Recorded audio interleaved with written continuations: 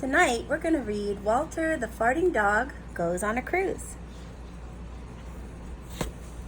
Walter the Farting Dog Goes on a Cruise, illustrated by Audrey Coleman. For everyone who's ever felt judged or misunderstood. "Look at the size of that ship," said Billy. "It's as high as a 23-story building," said Father. "It has everything in it," said Mother, "even a shopping mall." "And 5 swimming pools," said Betty. Walter farted excitedly. "Welcome aboard," said the cruise director. "What a nice dog," said Pet Officer Smedley. The ship pulled away from the dock.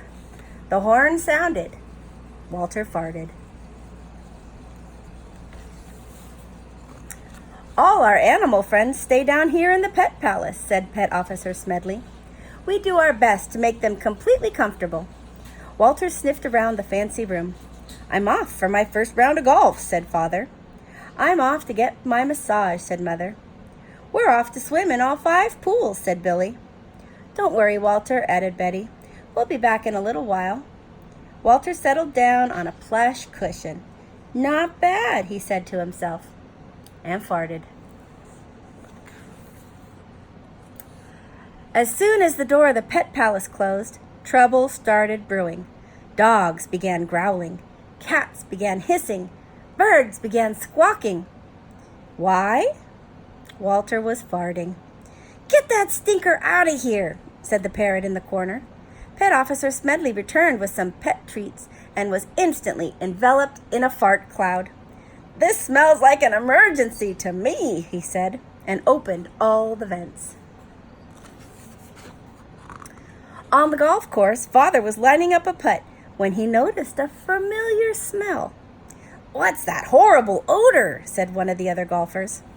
Must be the sea air," said Father. But Father knew it wasn't the sea air. He saw Pet Officer Smedley coming towards him. "We've got a problem with that dog of yours," said Smedley.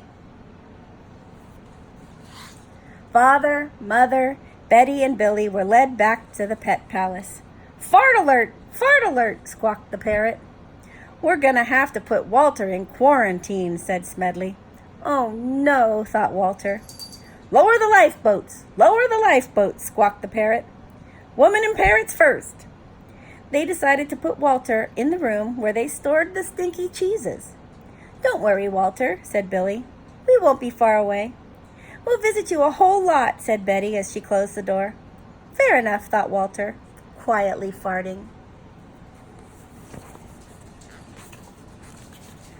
Among the stinky cheeses, there was a big one that called to Walter. "I shouldn't eat that," thought Walter. "It doesn't belong to me.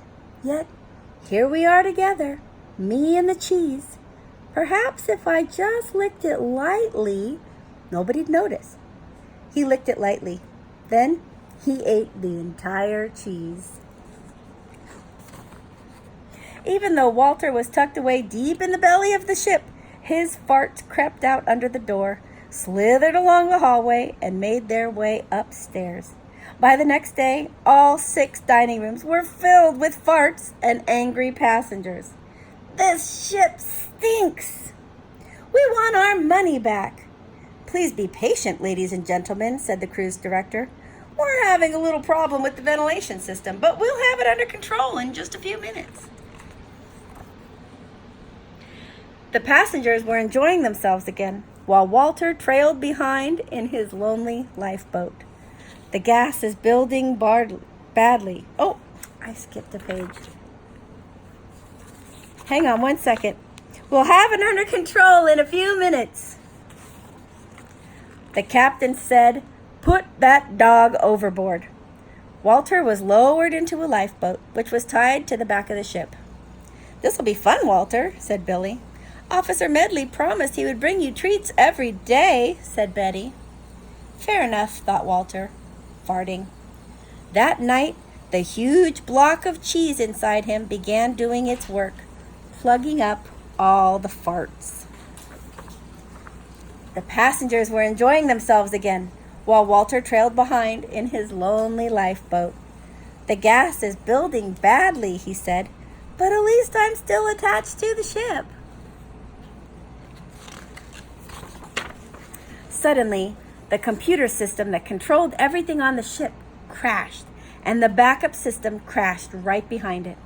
The power died, the engines quit, and the ship drifted helplessly. Everybody grew hot and cranky. In his lifeboat, Walter was having his own problems. The gas pains were unbearable. "Try not to think about it," he said to himself.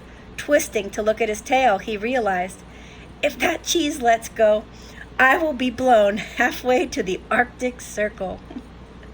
He felt the gas bubble building and building and building. He dug in with his paws and braced himself. "If anything breaks my perfect concentration, I'm done for." A fly landed on his nose. He looked at the fly. The fly looked at him. There was a deep rumble as the cheese shifted inside him. A few small farts came out and gently pushed the lifeboat up against the ship. "That wasn't so bad," said Walter. But then all the farts that had been blocked for days came out with the roar of a rocket. The ship heaved forward. Walter hung on, still farting. "Warp speed," squawked the parrot in the pet palace. "We must be back at full power," said Father, gripping the deck rail. But it was much more than full power. It was fart power. It shot the ship over the horizon and into port. "Right on time," said the captain. When the cruise was over, Pet Officer Smedley presented Walter with a sailor hat. It was an honor having Walter on our cruise. "We had a great time, but it's good to be back on land," said Mother.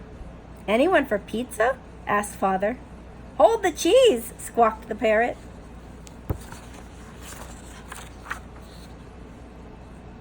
The end.